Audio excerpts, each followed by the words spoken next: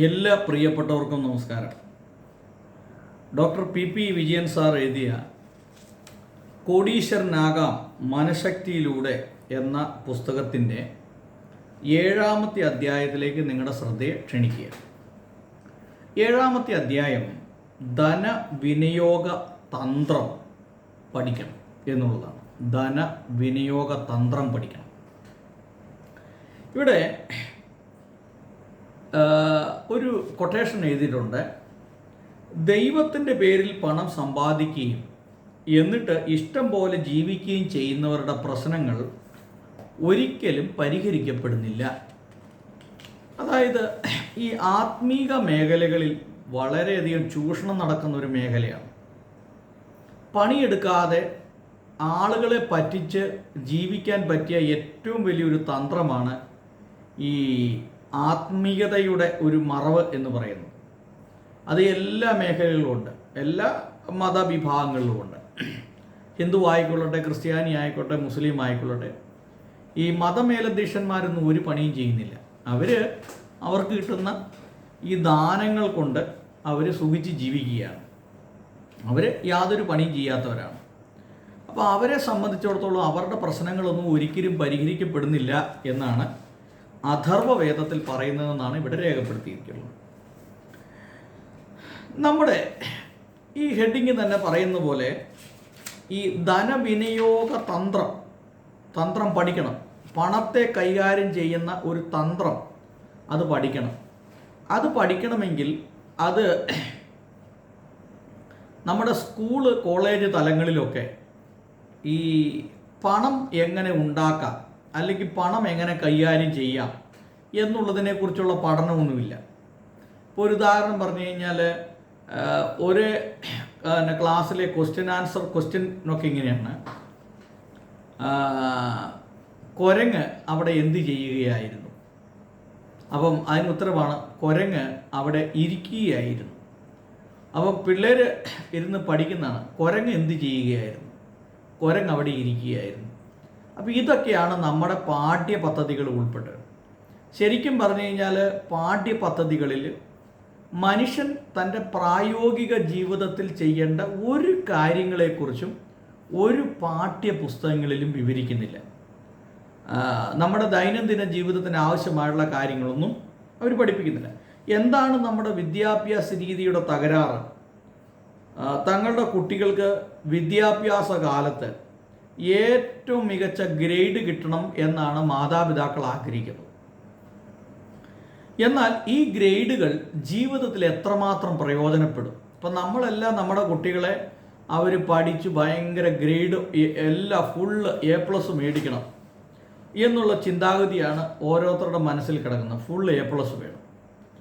എന്നാൽ ഇങ്ങനെയുള്ള ഈ ഫുൾ A+ കൊണ്ട് ഒരു കുട്ടിയുടെ ജീവിതം മെച്ചപ്പെടുമോ? നമ്മൾ ചിന്തിക്കണം. ഈ ഗ്രേഡുകളല്ല. അപ്പോൾ ഇവിടെ പറയുന്നത് ഇതെല്ലാം കുറേ തെറ്റും ശരിയുടെയും കണക്കുകളാണ്, അല്ലേ?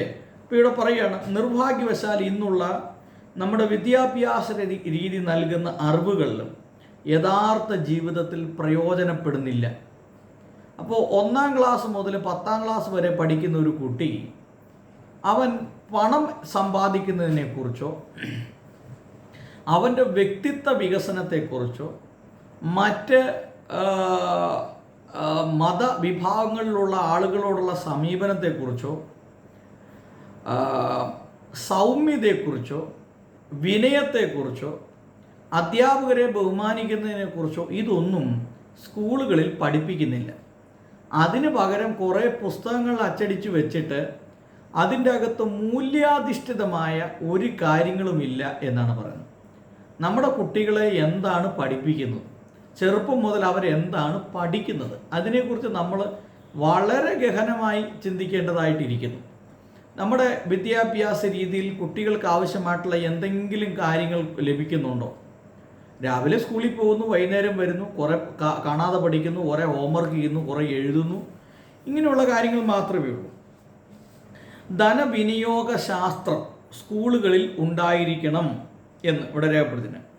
സ്കൂളുകളിലും കോളേജുകളിലും സാമ്പത്തിക ശാസ്ത്രം പഠിച്ചതുകൊണ്ട് ധനവിയോഗത്തിൽ പിന്നെ മികവറ്റത് ഉള്ളവരാകണം നിർബന്ധമില്ല. അതൊരു കലയാണ്. ഒപ്പം ശാസ്ത്രവും ധനം സമ്പാദിക്കുന്നതിനെക്കുറിച്ചും പണം കൈകാര്യം ചെയ്തതിനെക്കുറിച്ചും എന്തുകൊണ്ടാണ് നമ്മുടെ പാഠ്യപദ്ധതികളിൽ ഉൾപ്പെടുത്താത്തത് എന്നുള്ളത് വളരെയധികം ചിന്തിക്കേണ്ട കാര്യമാണ്. വലുതായി സ്വന്തം കാലിൽ നിൽക്കുമ്പോൾ പണം സ്വയം കൈകാര്യം ചെയ്യേണ്ടവരാണ് കുട്ടികൾ.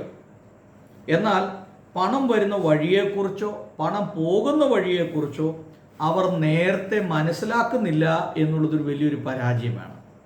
അപ്പോൾ ഇന്നത്തെ കുട്ടികൾ നാളത്തെ ചെറുപ്പക്കാരാകുന്നു. അവർ പണത്തിൻ്റെ ഇടപാടുകളെക്കുറിച്ച് അവർ പഠിക്കേണ്ടിയിരിക്കുന്നു. എന്നാൽ അവരുടെ വിദ്യാഭ്യാസ കാലഘട്ടങ്ങളിൽ ഇതുമായി ബന്ധപ്പെട്ട് ഒരു കാര്യങ്ങളും ഒരു പാഠ്യപദ്ധതിയിലും ഇതൊന്നും ഉൾപ്പെടുത്തിയിട്ടില്ല. ജീവിതത്തിൽ പണത്തിൻ്റെ പ്രാധാന്യം എന്താണെന്നും എത്രയും നേരത്തെ മനസ്സിലാക്കുന്നു അത്രയും നല്ലത്. പണം സമ്പാദിക്കുന്ന ഒരു നല്ല കാര്യമാണെന്നും ആ പണം സമ്പാദിക്കുന്നത് കൊണ്ട് മറ്റ് പല ആളുകളെയും നമുക്ക് സഹായിക്കാൻ കഴിയുമെന്നും മറ്റുള്ളവരുടെ കഷ്ടപ്പാടുകളിൽ നമുക്ക് അവരെ സഹായിക്കാൻ കഴിയും എന്നുള്ള ഒരു ബോധ്യം കുട്ടികളിൽ ഉണ്ടാകണം. എങ്കിൽ മാത്രമേ അവർ ജീവിതത്തിൽ വളരാനായിട്ട് ശ്രമിക്കുകയുള്ളൂ. ഇവിടെ രേഖപ്പെടുത്തുന്ന നമ്മുടെ ബാങ്കുകളിലൊക്കെ നമ്മൾ ചെന്നാൽ അവിടെയൊക്കെ നമ്മൾ വഞ്ചിക്കപ്പെടുന്ന മേഖലകളാണുള്ളത്. ശരിക്കും ബാങ്ക് സെക്ടറിലൊക്കെ നോക്കുമ്പോൾ നന്നായി പണം കൈകാര്യം ചെയ്യാൻ അറിയാൻ പാടില്ലാത്ത പല ആളുകളുമാണ്. ഓഹരി വിപണിയെക്കുറിച്ചും മ്യൂച്വൽ ഫണ്ടുകളെക്കുറിച്ചും പല ആളുകൾക്കും അറിയില്ല. ആ അറിയത്തില്ലാത്ത ആൾ അന്തരെ നയിക്കുന്നു എന്നുള്ളതാണ്. അതുമാത്രമല്ല, നമ്മുടെ വിദ്യാഭ്യാസ രീതിയിൽ മറ്റൊരു പ്രശ്നം എന്ന് പറഞ്ഞാൽ കുട്ടികളെ തല്ലുന്നു എന്നുള്ളത്. അപ്പോൾ ഇവിടെ പറയുകയാണ്, കുട്ടികളെ തല്ലാൻ പാടില്ല, കുട്ടികളെ ഉപദ്രവിക്കാൻ പാടില്ല, അവരെ മാനസികമായി ശാരീരികമായി തളർത്തുന്നത് തെറ്റാണ്. തെറ്റുകൾ സംഭവിക്കുമ്പോൾ കുട്ടികളെ ശിക്ഷിക്കുന്ന സമ്പ്രദായം വിദ്യാഭ്യാസ സ്ഥാപനങ്ങൾ പലപ്പോഴും തുടരുന്നുണ്ട്. എഴുന്നേറ്റ് നടക്കാൻ ശ്രമിക്കുന്ന കുട്ടി പലവട്ടം വീഴുക എന്നത് പ്രകൃതി നിയമമാണ്. അത്തരത്തിലുള്ളൊരു തെറ്റുപറ്റിയാൽ നാം അവരെ കാര്യങ്ങൾ പറഞ്ഞ് മനസ്സിലാക്കി കൊടുക്കാനാണ് ചെയ്യേണ്ടത്. ചെറുപ്പത്തിൽ തന്നെ കുട്ടികളെ വെല്ലുവിളികൾ ഏറ്റെടുക്കുവാനും അതിനെ സ്വീകരിക്കുവാനും നേതൃത്വ ഗുണം അവർക്കുണ്ടാക്കിയെടുക്കുവാനും നമ്മൾ അവരെ കൊണ്ട് പല കാര്യങ്ങൾ നമ്മൾ ചെയ്യിപ്പിക്കേണ്ടതായിട്ടുണ്ട്. അപ്പോൾ വീഴുന്ന ഒരാൾക്ക് മാത്രമേ അവൻ എഴുന്നേൽക്കാനുള്ള ചിന്തയുണ്ടാകുള്ളൂ. അപ്പോൾ തെറ്റുകൾ കണ്ടു കഴിയുമ്പോൾ അവരെ അമിതമായി ശിക്ഷിക്കുക എന്നുള്ളതല്ല, അവർക്ക് ആ കാര്യങ്ങൾ പറഞ്ഞു കൊടുക്കാനായിട്ട് കഴിയണം എന്നുള്ളതാണ്. ലോകത്തിലെ ഏറ്റവും മികച്ച വിദ്യാഭ്യാസ സ്ഥാപനങ്ങളിലെ ഉന്നത നിലവാരം പുലർത്തിയ പല കുട്ടികളും പിൽക്കാലത്ത് ജീവിതത്തിൽ ഉന്നത നിലവാരം പുലർത്തിയിട്ടുണ്ട്. അതുമാത്രമല്ല, പരീക്ഷയിൽ സക്സസ് ആയവരുടെ ഒരു ലിസ്റ്റ് എടുത്ത് പരിശോധിച്ചാൽ അവർ പലപ്പോഴും ജീവിതത്തിൽ പരാജയപ്പെട്ടവരായിരിക്കും എന്ന് നമുക്ക് മനസ്സിലാക്കാനായിട്ട് കഴിയുന്നു. ഇന്ന് വിദ്യാഭ്യാസത്തിൽ കൂടുതൽ ഊന്നൽ കൊടുക്കുന്നത് കുട്ടികൾ ചെയ്യുന്ന കാര്യങ്ങളെല്ലാം ശരിയാക്കാൻ വേണ്ടിയാണ്. തെറ്റ് പറഞ്ഞാൽ അവരെ കഠിനമായി ശിക്ഷിക്കുന്നു. അതിനാൽ തോൽവിയെക്കുറിച്ച് അവർക്ക് ഭയമാണ്. തോൽവി വിജയത്തിലേക്കുള്ളൊരു കാൽവെപ്പാണ് എന്ന് അവർ പഠിക്കുന്നില്ല. പലപ്പോഴും ഒരു തെറ്റ് ചെയ്യുമ്പോൾ നമ്മൾ അവരെ അമിതമായി ശിക്ഷിക്കുന്നത് കൊണ്ട് തോൽക്കാൻ അവർക്ക് ഭയമാണ്, അവർക്ക് പേടിയാണ്. എന്നാൽ തോൽവിയിലൂടെയാണ് ഒരാൾ വിജയം കൈവരിക്കുന്നത് അല്ലെങ്കിൽ വിജയത്തെക്കുറിച്ച് പഠിക്കുന്നത് എന്നുള്ളത് അവർക്ക് മനസ്സിലാക്കി കൊടുക്കുവാനായിട്ട് നമുക്ക് കഴിയുന്നില്ല എന്നുള്ളതാണ്. അപ്പോൾ പല വിദ്യാഭ്യാസ സ്ഥാപനങ്ങളും ഇങ്ങനെ കുട്ടികളെ അമിതമായി ശിക്ഷിക്കുകയും അവരെ ഭയപ്പെടുത്തുകയും അവരുടെ ജീവിതത്തിൽ അവരുടെ ധൈര്യം ചോർന്നു പോവുകയും ചെയ്യുന്ന സമീപനം പല വിദ്യാഭ്യാസ സ്ഥാപനങ്ങളുണ്ട്. ജീവിതത്തെക്കുറിച്ച് ഭയവും നിരാശയും ടെൻഷനും വിരസതയും സൃഷ്ടിക്കുന്ന ഒരിടമായി സ്കൂളുകളും കോളേജുകളും മാറുന്നു. എന്നാൽ കുട്ടികളെ അതിശയിപ്പിക്കുന്ന അവരിൽ ആകാംക്ഷയോ അന്വേഷണ ത്വരയോ സൃഷ്ടിക്കുന്ന ഒന്നും തന്നെ മിക്ക സ്കൂളുകളിലോ ക്ലാസ് റൂമുകളോ കാണാൻ കഴിയുന്നില്ല. പകരം ഒരിക്കൽ പോലും തെറ്റുകൾ വരാതിരിക്കാൻ വേണ്ടി മാത്രമാണ് അവരെ പഠിപ്പിക്കുന്നത്. തെറ്റുകളിലൂടെ ശരി പഠിക്കുകയും അത് പ്രാബല്യത്തിൽ വരുത്തുവാൻ ശ്രമിക്കുകയും ചെയ്യുന്നതാണ് യഥാർത്ഥ പഠനം എന്ന് പറയുന്നത്. അപ്പോൾ തെറ്റ് കണ്ടാൽ ആ തെറ്റുകളെ ചൂണ്ടിക്കാണിക്കുകയും അതിനെ അവർക്ക് ബോധ്യമാകത്തക്ക രീതിയിൽ അവരെ പറഞ്ഞു മനസ്സിലാക്കുകയും ചെയ്യുമ്പോഴാണ് ആ കുട്ടി ആ തെറ്റിനെക്കുറിച്ച് അവന് ബോധമുള്ളവനായിത്തീരുന്നത്. 6 മാസം പ്രായമുള്ള ഒരു കുട്ടിക്ക് 20 വയസ്സുകാരൻ്റെ ബുദ്ധി കിട്ടിയാൽ എങ്ങനെയിരിക്കും? ആ കുട്ടി ഒരിക്കലും 2 കാലിൽ എഴുന്നേറ്റ് നിൽക്കുകയില്ല. കാരണം 2 3 അല്ലെങ്കിൽ 10 പ്രാവശ്യം വീഴുന്നതോടുകൂടി തനിക്ക് എഴുന്നേൽക്കാൻ കഴിയുകയില്ല എന്നൊരു ചിന്ത അവൻ്റെ മനസ്സിൽ ഉണ്ടാകും. അതുകൊണ്ട് ജീവിതത്തിൽ തോൽവി ഉണ്ടാകുകയും ആ തോൽവിയാണ് വിജയത്തിൻ്റെ ആദ്യ പടി എന്ന് അവൻ തിരിച്ചറിയുകയും ചെയ്യണം എന്നാണ് ഇവിടെ നമുക്ക് കാണുവാനായിട്ട് കഴിയുന്നത്. അപ്പോൾ അതുകൊണ്ട് കുട്ടികളെ ശിക്ഷിക്കരുത് എന്നുള്ളതല്ല. വേദപുസ്തകമൊക്കെ പറയുന്നുണ്ട്, ബാലൻ നടക്കേണ്ടുന്ന വഴിയിൽ അവനെ അഭ്യസിപ്പിക്കുക, എന്നാൽ വൃദ്ധനായാലും അവൻ വിട്ടുമാറത്തില്ല. അപ്പോൾ കുട്ടികളെ ശിക്ഷിക്കുക എന്ന് പറഞ്ഞാൽ ആ ശിക്ഷിക്കുന്നതിനുള്ള ഒരു രീതിയെക്കുറിച്ചാണ്. അപ്പോൾ അതോടൊപ്പം തന്നെ അവർക്ക് പല കാര്യങ്ങൾ അവർക്ക് പറഞ്ഞു കൊടുക്കാനായിട്ട് നമുക്ക് കഴിയണം. ചെറുപ്പത്തിൽ അമിതമായി കുട്ടികളെ ഉപദ്രവിക്കുന്ന മാതാപിതാക്കളുണ്ട്. അപ്പം ഞങ്ങളുടെ നാട്ടിലെ ഒരു പയ്യനുണ്ട്. അവൻ്റെ അപ്പൻ ചെറുപ്പത്തിൽ അവനെ കമ്പി പഴുപ്പിച്ച് അവൻ്റെ തുടയിൽ വെക്കുമായിരുന്നു. അതുപോലെ മുളകരച്ച് കണ്ണിൽ തേക്കുമായിരുന്നു. പക്ഷേ അവൻ ഇപ്പോൾ ഒരു ഭ്രാന്തനായി ഇപ്പോൾ ഒരു മെൻ്റൽ ഹോസ്പിറ്റലിൽ അഭയം പ്രാപിച്ചിരിക്കുകയാണ്. അവൻ്റെ ബുദ്ധി നഷ്ടപ്പെട്ട്, അവൻ്റെ ബോധം നഷ്ടപ്പെട്ട്, അവൻ്റെ കഴിവുകളെ നഷ്ടപ്പെട്ട്.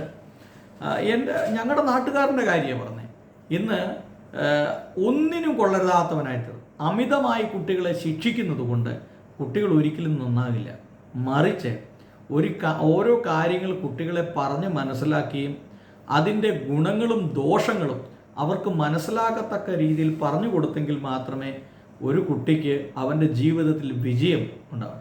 അതുമാത്രമല്ല, അവനെ ഭയപ്പെടുത്തുന്ന, നിരാശപ്പെടുത്തുന്ന, അവൻ്റെ ജീവിത അവനത്തിലേക്ക് കുതിക്കുമ്പോൾ അവനെ പിന്തിരിപ്പിക്കുന്നതായിട്ടുള്ള ചിന്താഗതികൾ ഒരിക്കലും ഉണ്ടാകാൻ പാടില്ല. ഇനി ഏതു മേഖലകളിൽ വൈവിധ്യം നേടിയവരാണെങ്കിലും ആ കഴിവ് വിപണനം ചെയ്യാൻ കഴിഞ്ഞില്ലെങ്കിൽ ഒരു പ്രയോജനമില്ല. ഞാൻ എത്രമാത്രം ഒരു കാര്യം മനസ്സിലാക്കിയ വ്യക്തിയാണെങ്കിലും എൻ്റെ അറിവുകളെ ഞാൻ പകരുന്നില്ലെങ്കിൽ ഞാനത് പഠിച്ചതുകൊണ്ട് യാതൊരു പ്രയോജനമില്ല. ഇപ്പോൾ ഇവിടെ ഒരു ഉദാഹരണം പറഞ്ഞിരിക്കുകയാണ്. ഒരു കാർഡിയോളജിസ്റ്റ്, അദ്ദേഹം എത്ര പ്രഗത്ഭനായിരുന്നാലും മറ്റൊരാളുടെ സ്ഥാപനത്തിൽ ജോലി ചെയ്യുമ്പോൾ അദ്ദേഹം എന്നും ഒരു കൂലിക്കാരനായി മാത്രമേ കാണപ്പെടുകയുള്ളൂ. അപ്പോൾ ആ സ്ഥാപനം നടത്തുന്ന വ്യക്തിയുടെ മുമ്പിൽ അദ്ദേഹം ഒരു കൂലിപ്പണിക്കാരനാണ് എന്ന് പറഞ്ഞാൽ ഓരോ മാസം ശമ്പളത്തിന് വേണ്ടി ജോലി ചെയ്യുന്ന ഒരു തൊഴിലാളിയാണ്.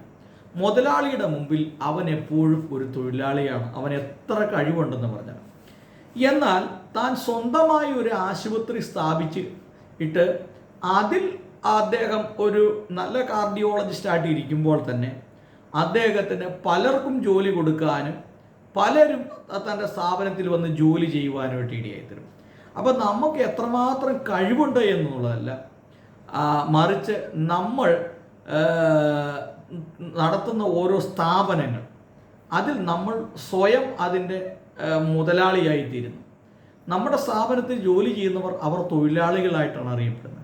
അപ്പോൾ മറ്റുള്ളവരുടെ സ്ഥാപനത്തിൽ ഒരു തൊഴിലാളിയായിട്ട് ജീവിക്കാൻ തീരുമാനിച്ചാൽ ജീവിതകാലം മുഴുവൻ ഒരു തൊഴിലാളിയായി മാത്രമേ ജീവിക്കാനായിട്ട് സാധ്യമാകുകയുള്ളൂ എന്നാണ് ഇവിടെ രേഖപ്പെടുത്തിയിട്ടുള്ളത്. അതുകൊണ്ട് തന്നെ നാം നമ്മുടെ വിദ്യാഭ്യാസ സ്ഥാപനങ്ങളിൽ വെച്ച് തന്നെ ജീവിതത്തിൻ്റെ പണം വരുന്നതിനെക്കുറിച്ചും പോകുന്നതിനെക്കുറിച്ചുമുള്ള അല്ലെങ്കിൽ ജീവിതത്തിൻ്റെ ലക്ഷ്യങ്ങളെക്കുറിച്ചുള്ള വ്യക്തമായ ഒരു കാഴ്ചപ്പാട്, ഒരു ബ്ലൂ പ്രിൻ്റ് എപ്പോഴും മനസ്സിൽ ഉണ്ടാകണം എന്നുള്ളതാണ്. അക്കാദമിക് മികവും ജീവിത വിജയം തമ്മിൽ ഏറെ അന്തരമുണ്ട്. നന്നായി പഠിച്ചിട്ടുള്ള വ്യക്തികൾ ജീവിതത്തിൽ അവർ പലപ്പോഴും പരാജയപ്പെട്ടു പോയിട്ടുണ്ട്.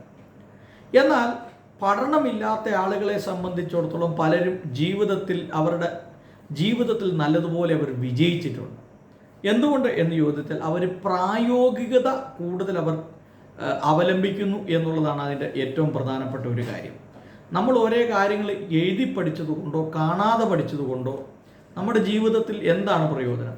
നന്നായി പഠിച്ച് മാർക്ക് മേടിക്കുന്ന കുട്ടികളെ സംബന്ധിച്ച് അവർ പ്രായോഗികമായല്ല പഠിക്കുന്നത്, മറിച്ച് ഓരോ കാര്യങ്ങൾ അവർ കാണാതെ പഠിക്കുകയാണ്. അപ്പോൾ ഇങ്ങനെ ഇരുന്ന് 50 പ്രാവശ്യം ഇരുന്ന് വായിച്ചു കഴിയുമ്പോൾ ഓരോ കാര്യങ്ങൾ കാണാതെ പഠിക്കുന്നു.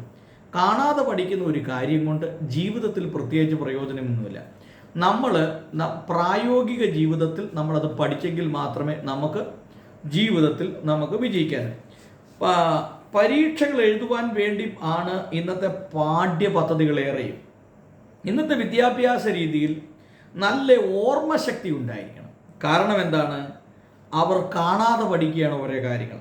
എന്നാൽ ക്രിയാത്മകമായി ചിന്തിക്കുന്ന വിദ്യാർത്ഥികൾക്ക് സ്കൂള് കോളേജ് പരീക്ഷയിൽ ഉയർന്ന മാർക്ക് കിട്ടിയില്ലെങ്കിലും പിൽക്കാല ജീവിതത്തിൽ അവർ ഉന്നത വിജയം നേടുന്നതായി നമുക്ക് കാണാൻ കഴിയും. നല്ല വിദ്യാഭ്യാസമുള്ള ആളുകൾ ജീവിതത്തിൽ പലരും പരാജയപ്പെട്ടിട്ടുണ്ട്. കാരണം അവർ പ്രായോഗികമായ അവരുടെ ജീവിതത്തിൽ അവർക്ക് കാഴ്ചപ്പാടില്ലായിരുന്നു. ഇനി ഇവിടെ ഒരു ചെറിയ ഹെഡിങ് കൊടുത്തിട്ടുണ്ട്, ശതകോടീശ്വരന്മാരുടെ പ്രത്യേകതകൾ എന്തെല്ലാമായിരുന്നു. അപ്പോൾ എൻവർ യൂസൻ, ഓപ്ര വിൻഫ്രി എന്നിവരോടൊപ്പം 6 വർഷത്തോളം പ്രവർത്തിച്ച പോൾ ബ്രാഡ്സൺ പറയുന്നത് ഇങ്ങനെയാണ്: ശതകോടീശ്വരന്മാർക്ക് ചിന്തയിലും പ്രവൃത്തിയിലും ചില പ്രത്യേകതകളുണ്ട്. അവരുടെ സാമ്പത്തിക വിജയത്തിൽ ചില ഘടകങ്ങൾ അനിവാര്യമാണ്. അതായത് ഒരു വ്യക്തി, അദ്ദേഹത്തിൻ്റെ പേര് പോൾ ബ്രൗൺസൺ എന്നാണ്. അദ്ദേഹം ശതകോടീശ്വരന്മാരുടെ കൂടെ താമസിച്ചപ്പോൾ അവരുടെ പ്രവർത്തന രീതികൾ എങ്ങനെയാണ് എന്ന് അദ്ദേഹം മനസ്സിലാക്കി. അതിൽ ഒന്നാമത് അദ്ദേഹം പറയുന്നത് അവർ വ്യക്തിത്വ വികസനത്തിൽ വളരെ ശ്രദ്ധ കേന്ദ്രീകരിച്ചു. ഒരു ഉദാഹരണം പറഞ്ഞു കഴിഞ്ഞാൽ, യൂട്യൂബിലൊക്കെ വീഡിയോ ചെയ്യുന്ന ഒരുപാട് ആളുകൾ നമ്മൾ കണ്ടിട്ടുണ്ട്. എന്നാൽ യഥാർത്ഥമായി വ്യക്തമായ വ്യക്തിത്വ വികസനം അവർക്കില്ല. പല ആളുകളെ നമ്മൾ കണ്ടിട്ടുണ്ട്. അവർ പറയുന്ന ഓരോ വാക്കുകളും ഓരോ ചിന്തകളും. അപ്പോൾ ജീവിതത്തിൽ എത്ര വർഷം എന്നാലും നമ്മുടെ സ്വന്തം വ്യക്തിത്വത്തെ വികസിപ്പിച്ചെടുക്കാൻ നമുക്ക് കഴിയണം. നമ്മുടെ സംസാരം, നമ്മുടെ നോട്ടം, നമ്മുടെ പ്രവൃത്തി, ഇതെല്ലാം നമ്മുടെ വ്യക്തിത്വ വികസനത്തിന് വേണ്ടി നമ്മൾ വളരെയധികം പരിശ്രമിക്കണം.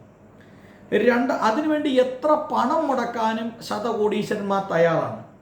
പല ക്ലാസ്സുകളിൽ പോയി അറ്റൻഡ് ചെയ്യുക, പല പുസ്തകങ്ങൾ വായിക്കുക, അതിൽ നിന്ന് അറിവ് സമ്പാദിക്കുക, പുതിയ പുതിയ ആശയങ്ങളെക്കുറിച്ച് പഠിക്കുക. ഇനി അടുത്തത് നല്ല ആളുകളുമായിട്ടുള്ളൊരു സഹവാസം. എന്നോട് ഒരാൾ ഇന്ന് ചോദിച്ചു, ഇന്നയാളുടെ നമ്പർ തരാമോ? ഒരു യൂട്യൂബിലൊക്കെ ഒരു വീഡിയോ ചെയ്യുന്ന ഒരു സഹോദരൻ നമ്പർ തരാമോ? ഞാൻ പറഞ്ഞ, അച്ചായ അവനെ വിളിക്കരുത്, അവനോട് സംസാരിക്കാൻ പോകരുത്. കാരണം അവരോട് സംസാരിക്കുന്നതോടുകൂടി നമ്മൾ തന്നെ നമ്മളുടെ മാനസിക നിലയ്ക്ക് വ്യത്യാസം വരും. കാരണം നമ്മൾ സംസാരിക്കുന്നത് എപ്പോഴും നല്ല സഹവാസമുള്ള ആളുകളോട് മാത്രമേ തന്നെ. ഞാൻ ഈ ക്ലബ് ഹൗസിലൊന്നും പോകാറില്ല. കാരണം എന്ന് വെച്ചാൽ അവിടെയൊക്കെ ചെന്ന് കഴിഞ്ഞാൽ നമ്മളെ നിരാശപ്പെടുത്തുകയും നമ്മുടെ വ്യക്തിത്വത്തെ ചൂഷണം ചെയ്യുകയും ഒക്കെ ചെയ്യുന്ന വാക്കുകളാണ് അവിടെ കേൾക്കാൻ. അവിടെ വന്നിരിക്കുന്ന ആളുകൾ എന്ന് പറഞ്ഞാൽ സമൂഹത്തിൽ ഏറ്റവും മോശം ബിഹേവിയർ ഉള്ള ആളുകളാണ് അവിടെ വന്നിരിക്കുന്നത്. അപ്പം വളരെ അശ്ലീലങ്ങളാണ് അവിടെ പറയുന്നത്. അപ്പം ഇതെല്ലാം കേട്ട് കഴിയുമ്പം നമുക്ക് നമ്മുടെ നിലവാരത്തിൽ നിന്ന് നമ്മൾ പുറകോട്ട് പോകും. അതുകൊണ്ട് തങ്ങളുടെ ഒപ്പമുള്ളവർ എല്ലാ കാര്യങ്ങളിലും ഉയർന്ന നിലവാരം പുലർത്തുന്നവരായിരിക്കണം. അങ്ങനെ ഉയർന്ന നിലവാരം പുലർത്തുന്ന വ്യക്തികളുമായിട്ട് മാത്രമേ നമ്മൾ സഹകരിക്കാവുള്ളൂ. അല്ലെങ്കിൽ നമ്മളും മുല്ലപ്പൂമ്പടി ഏറ്റി കിടക്കും കല്ലിന് മുണ്ടൊരു സൗരഭ്യം എന്ന് പറയുന്ന പോലെ നമ്മളും നമ്മുടെ ജീവിതത്തിൽ പലപ്പോഴും അവരെ പോലെ ആയിത്തീരും. എന്നെ പല ആളുകളും തെറി പറയാറുണ്ട്, ചീത്ത പറയാറുണ്ട്. ഞാൻ അതൊന്നും കേട്ടിട്ട് അതിനൊന്നും പ്രതികരിക്കാറില്ല. കാരണം ഞാനത് പറയാൻ പോയാൽ ഞാനും അവൻ്റെ ഒരു നിലവാരത്തിലേക്ക് താഴ്ന്നു പോകും. എൻ്റെ നിലവാരത്തിൽ നിന്ന് ഞാൻ താഴേക്ക് പോയാൽ അത് എൻ്റെ ഇമേജിനെ വളരെ ശക്തമായി ബാധിക്കും. അതുകൊണ്ട് ഇങ്ങനെയുള്ള കാര്യങ്ങളിൽ ഞാൻ വളരെ ശ്രദ്ധിക്കാറുണ്ട്. അടുത്തത്, മൂന്നാമത് ശതകോടീശ്വരന്മാരുടെ പ്രത്യേകത, വെല്ലുവിളികളെ ഏറ്റെടുക്കാൻ അവർ തയ്യാറാണ്. കടുത്ത വെല്ലുവിളികളിൽ പോലും അവർ ഒരിക്കലും ഒളിച്ചോടാറില്ല. അവർ എന്തു ചെയ്യും? ധൈര്യത്തോടെ ഓരോ കാര്യങ്ങളെ സമീപിക്കുവാൻ അവർ ശക്തരാണ്. അവർക്ക് അതിനുള്ള ഐഡിയ അല്ലെങ്കിൽ അവർക്ക് അതിനുള്ള ധൈര്യമുണ്ട്. അപ്പം ഒരു ശതകോടീശ്വരന്മാരുടെ പ്രത്യേകത എന്ന് പറയുമ്പോൾ വ്യക്തിത്വ വികസനത്തിൽ അവർ ശ്രദ്ധിക്കുന്നു. പുതിയ പുതിയ കാര്യങ്ങൾ പഠിക്കുവാൻ അവർ ആഗ്രഹിക്കുന്നു. അതിനുവേണ്ടി പല സ്ഥലങ്ങളിൽ സന്ദർശിക്കണമെങ്കിൽ സന്ദർശിക്കുകയും യാത്ര ചെയ്യണമെങ്കിൽ യാത്ര ചെയ്യും, പണം മുടക്കണമെങ്കിൽ പണം മുടക്കുകയും നല്ല നല്ല ക്ലാസ്സുകൾ അറ്റൻഡ് ചെയ്യുകയും നല്ല നല്ല പുസ്തകങ്ങൾ, വില കൂടിയ പുസ്തകങ്ങൾ വാങ്ങിക്കുകയും വായിക്കുകയും ഒക്കെ അവർ ചെയ്യുന്നു.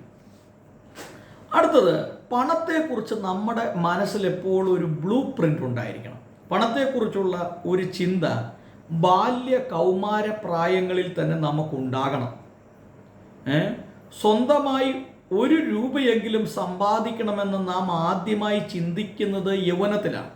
പക്ഷേ അത് ചെറുപ്പം മുതലേ നമ്മൾക്ക് ആ ചിന്തയുണ്ടാകണം. അത് നമ്മുടെ മനസ്സിലുണ്ടാകും.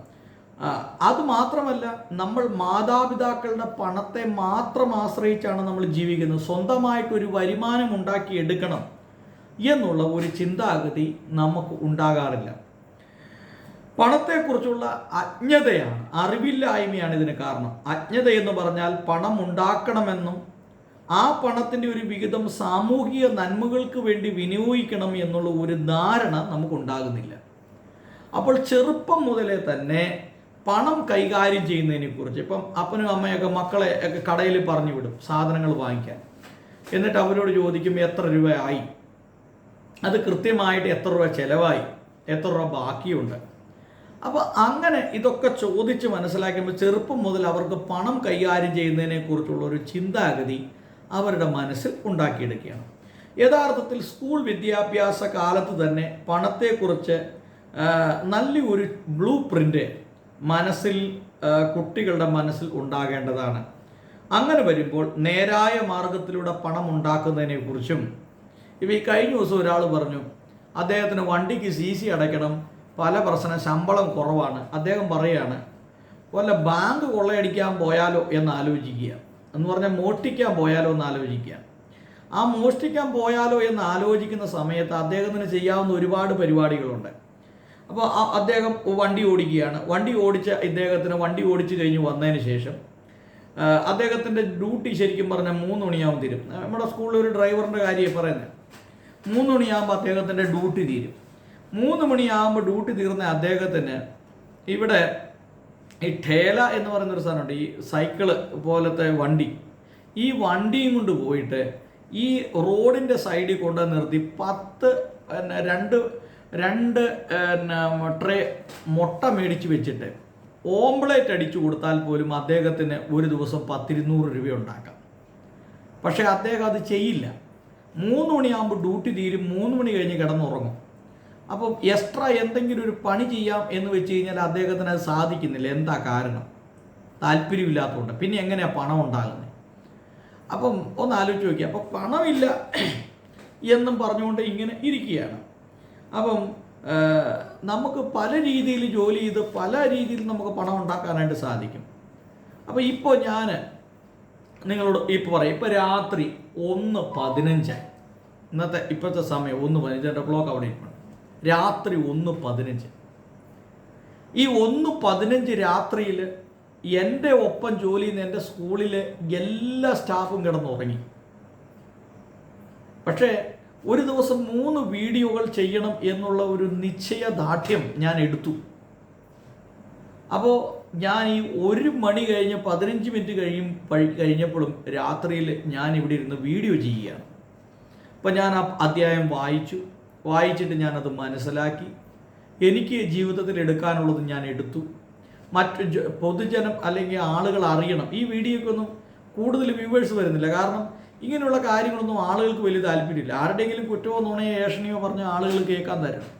അതുകൊണ്ട് തന്നെ രാത്രി 1 മണി കഴിഞ്ഞ് 15 മിനിറ്റ് ആയപ്പോൾ, ഞാനിപ്പോൾ ഇന്ന് വീഡിയോ ചെയ്ത് തരുമ്പോൾ 2 മണിയാവും. അപ്പോൾ ഈ 2 മണി വരെ ഞാൻ ഈ വീഡിയോ ചെയ്തുകൊണ്ടിരിക്കുകയാണ്. എന്തുകൊണ്ടാണ്? എനിക്കെൻ്റെ ജീവിതത്തിൽ വിജയിക്കണം, ഞാൻ പഠിക്കുന്ന ആശയങ്ങൾ മറ്റുള്ള ആളുകളിലേക്ക് എത്തിക്കണം, അവരത് കേൾക്കണം, ഈ പുസ്തകത്തെക്കുറിച്ച് അവരത് അറിയണം. ഒരാൾക്കെങ്കിലും പ്രയോജനപ്പെട്ടെങ്കിൽ, ആ ഒരാളെങ്കിലും ജീവിതത്തിൽ വിജയിച്ചെങ്കിൽ അത് വലിയൊരു ഭാഗ്യമായിട്ട് കണക്കാക്കുകയാണ് ഞാൻ. അതുകൊണ്ടാണ് ഞാൻ ഈ രാത്രിയിൽ ഇത്രയും സമയമായിട്ടും ഞാൻ ഈ പ്രദേശത്തുള്ള സകല മനുഷ്യരും ഉറങ്ങി. ഈ സമയത്ത് ആരും തന്നെ എഴുന്നേറ്റിരിക്കുന്നില്ല, മലയാളികളായിട്ടുള്ള ആളുകൾ, നമ്മുടെ ഇന്ത്യയിലുള്ളത്. അപ്പോൾ അവിടെ ഇരുന്ന് ഞാൻ ഈ വീഡിയോ ചെയ്യുന്നത് എന്തിനാണെന്ന് ചോദിച്ചു കഴിഞ്ഞാൽ, ഞാൻ പഠിച്ച കാര്യം, ഞാൻ മനസ്സിലാക്കിയ കാര്യം മറ്റുള്ളവരിലേക്ക് അറിയിക്കുകയും, ചെറുപ്പം മുതലേ കഠിനാധ്വാനം എന്താണെന്ന് നല്ലതുപോലെ അറിഞ്ഞ ഒരു വ്യക്തിയാണ്. ഞങ്ങൾ അതുപോലെ കഷ്ടപ്പെട്ട് പണിയെടുത്ത് ജീവിച്ചവരാണ്. അപ്പം ഒരു ദിവസം പോലും ഇരിക്കുന്ന ഒരു ശീലം ഞങ്ങൾ കൃഷിക്കാരാണ്, ഞങ്ങൾക്ക് അങ്ങനെ ഇല്ല. അപ്പോൾ അതുകൊണ്ട് അതുപോലെ പണിയെടുക്കാനുള്ളൊരു മനസ്സും ഒരു ചിന്താഗതി ഉള്ളത് കൊണ്ടാണ് ഇപ്പോഴും ഈ രാത്രി ഈ സമയത്തിരുന്ന് ഇത് ചെയ്യുന്നത്. ഞാൻ പറഞ്ഞത് അടുത്തത് നമ്മൾ നോക്കുമ്പോൾ പരസ്പരം അംഗീകരിക്കാനുള്ള മനോഭാവം നമ്മൾ ഉണ്ടാവണം, എന്നെങ്കിൽ മാത്രമേ ഒരു കൂട്ടായ്മ വിജയിക്കുകയുള്ളൂ. ഏത് സ്ഥാപനത്തെ നോക്കിയാലും അതിൽ നന്നായി പണിയെടുക്കുന്നവരുമുണ്ട്, പണി എടുക്കാൻ താല്പര്യം കുറഞ്ഞവരുമുണ്ട്. കൂട്ടായ്മയെക്കുറിച്ചുള്ള സങ്കല്പം ഉണ്ടാകണമെങ്കിൽ മറ്റുള്ളവരെ ബഹുമാനിക്കാൻ നമ്മൾ പഠിക്കണം. മറ്റുള്ളവരെ ബഹുമാനിക്കാൻ പഠിക്കണമെങ്കിൽ ആദ്യം ആ മനോഭാവം നമ്മളിൽ രൂപീകൃതമാകണം. മറ്റുള്ളവരെ ബഹുമാനിക്കണമെന്ന് തോന്നണമെങ്കിലോ നാം വിനയമുള്ളവരായിരിക്കണം. എനിക്ക് തോന്നുന്നു നമ്മുടെ സ്കൂളുകളിൽ ഏറ്റവും കൂടുതൽ കുട്ടികളെ പഠിപ്പിക്കേണ്ടത് വിനയത്തെക്കുറിച്ചാണ് എന്നുള്ളതാണ് ഈ പുസ്തകത്തിൽ രേഖപ്പെടുത്തിയിരിക്കുന്നത്. പരീക്ഷകൾ എത്ര മത്സരബുദ്ധിയോടുകൂടിയാണ് കുട്ടികൾ പങ്കെടുക്കുന്നത്, എന്നിട്ടോ കുറഞ്ഞ മാർക്ക് നേടിയവനെ കൂടുതൽ മാർക്ക് ലഭിച്ചവൻ അവജ്ഞയോടെ പുച്ഛത്തോടുകൂടെ നോക്കുന്നു. മത്സരബുദ്ധി മറ്റുള്ളവരെ അപഹസിക്കുവാനുള്ള ഒരു ആയുധമായിട്ടാണ് മനസ്സിലാക്കാനായിട്ട് സാധിക്കുന്നത്. അപ്പോൾ കുറഞ്ഞ മാർക്ക് നേടുന്നവർ ജീവിതത്തിൽ പ്രായോഗിക പരീക്ഷകളിൽ മുൻപന്തിയിലെത്തുന്നതായി നമുക്ക് കാണാനായിട്ട് സാധിക്കും. അവർക്ക് ജീവിതത്തിൽ ഉന്നത വിജയമുണ്ടാകും. നമ്മൾ എപ്പോഴും മനസ്സിലാക്കേണ്ടത്, അവരുടെ ജീവിതത്തിൽ ഒരു വിദ്യാഭ്യാസം കൊണ്ടോ, നല്ല സ്ഥാപനങ്ങളിൽ പഠിക്കുന്നവർക്ക് അതിൻ്റെതായ ഗുണമുണ്ട്, ക്വാളിറ്റിയുണ്ട്. പക്ഷേ അവിടെ പ്രായോഗിക തലങ്ങൾ ഒരുപാടുണ്ട്, പ്രായോഗിക വിദ്യാഭ്യാസം. ഇപ്പോൾ ഒരു ഉദാഹരണം പറഞ്ഞു കഴിഞ്ഞാൽ, ഇന്ന് സ്കൂളിൽ ഒരു പൈപ്പ് പൊട്ടിപ്പോയി. ഒരു പൈപ്പ് എന്ന് പറഞ്ഞ ഒരു ടാപ്പ് തുറന്നുപോയി, പൊട്ടിപ്പോയി. വെള്ളം ഇങ്ങനെ ചീറ്റ് ചെയ്യാണ്. അപ്പം ഞാൻ ഈ പുസ്തകമൊക്കെ വായിച്ചിട്ടുള്ളത് കൊണ്ടും ഈ വിഷയത്തെക്കുറിച്ച് അറിവുള്ളത് കൊണ്ടും ഞാൻ ഇങ്ങനെ കുറേ നേരം നോക്കി നിന്നു. ഈ പൈപ്പ് പൊട്ടി ഈ വെള്ളം ചീറ്റുന്നത് കണ്ടിട്ട് ആരാണ് ഇത് അടയ്ക്കാനായിട്ട് വരുന്നത്? അപ്പം ഞാൻ ഇങ്ങനെ നോക്കി കഴിഞ്ഞപ്പോൾ 2-3 പിള്ളേരെ അവർ ഈ പൈപ്പ് ആരും പറയാതെ തന്നെ ഈ പൈപ്പ് ടാപ്പ് അടയ്ക്കണമെന്നുള്ള ചിന്താഗതിയോടുകൂടി അവർ വന്നത് അടച്ചു. അപ്പോൾ എനിക്ക് മനസ്സിലായി, അവർക്ക് പ്രായോഗികമായ ബുദ്ധിയുണ്ട്, അവർക്കൊരു നേതൃത്വ ഗുണമുണ്ട്. ചിലവരതെല്ലാം കണ്ടിട്ട് മാറി നിൽക്കുകയാണ്, അവർക്ക് നേതൃത്വ ഗുണമില്ല. ഇതാണ് ഞാൻ ഈ പറഞ്ഞു വരുന്ന ആശയം. അപ്പോൾ പ്രായോഗികത ഉണ്ടാകണം, ബുദ്ധി ഉണ്ടാകണമെങ്കിൽ പ്രായോഗികമായി പല കാര്യങ്ങൾ അവരുടെ മുമ്പിൽ കാണണം, അല്ലേ? ഇപ്പോൾ പോകുന്ന വഴിക്ക് സൈക്കിൾ പഞ്ചറായി, എന്ത് ചെയ്യും? അപ്പോൾ അവൻ്റെ ബുദ്ധിയിൽ അവന് ചിന്തിക്കുകയാണ്, ഒന്നെങ്കിൽ സൈക്കിൾ ഇവിടെ പൂട്ടി വെച്ചിട്ട് വീട്ടിൽ പോവുക, അല്ല എങ്കിൽ അല്പം മുമ്പോട്ട് പോയാൽ അവിടെ സൈക്കിൾ ട്യൂബ് ഒട്ടിക്കുന്ന സ്ഥലമുണ്ട്, അവിടെ പോയി അത് ചെയ്യാം, അല്ലേ? അപ്പോൾ ഓരോ മേഖലകളിലും ഓരോരുത്തർ നിൽക്കുമ്പോൾ അവർ ആ മേഖലകളിൽ എന്താണ് ചെയ്യേണ്ടത് എന്നുള്ളൊരു പ്രായോഗിക ബുദ്ധി അവർക്കുണ്ടാകണം. ഇതാണ് ഇതിൻ്റെ അകത്ത് ഉള്ള ഒരു സംഭവം എന്ന് പറഞ്ഞാൽ.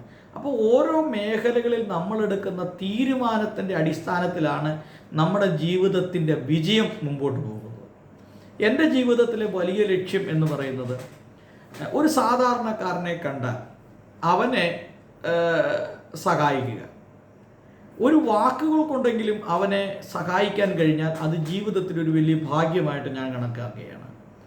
അപ്പോൾ നമ്മുടെ ഓരോ വാക്കുകൾ കൊണ്ട് മറ്റുള്ളവർക്ക് നിരാശ ഉണ്ടാകുക എന്നുള്ളതല്ല, അവർക്ക് ഉത്സാഹവും ഉത്തേജനവും ഉണ്ടാകണം. അവർ ജീവിതത്തിൽ വിജയിക്കണം. അപ്പോൾ അവരിങ്ങനെ ജീവിതത്തിൽ വിജയിച്ചു കഴിയുമ്പോൾ ഒരു കാലത്ത് അവർ പറയും, ഇന്നയാളുടെ വീഡിയോ കേട്ടതുകൊണ്ട് എനിക്ക് ജീവിതത്തിൽ വിജയിക്കണം എന്നുള്ളൊരു മോഹമുണ്ടായി. ഇതാണ് ഞാൻ പറഞ്ഞത്. അപ്പോൾ അതുകൊണ്ട് ധനവിനിയോഗ തന്ത്രം നമ്മൾ പഠിക്കണം. ചെറുപ്പകാലത്ത് തന്നെ കുട്ടികളിൽ സമ്പത്ത് ഉണ്ടാക്കുന്നതിനെക്കുറിച്ചും അത് കൈകാര്യം ചെയ്യുന്നതിനെക്കുറിച്ചും അവരെ പഠിപ്പിക്കണം. അതിന് സാധനങ്ങളൊക്കെ വാങ്ങിക്കാൻ കുട്ടികളെ പറഞ്ഞു വിടണം.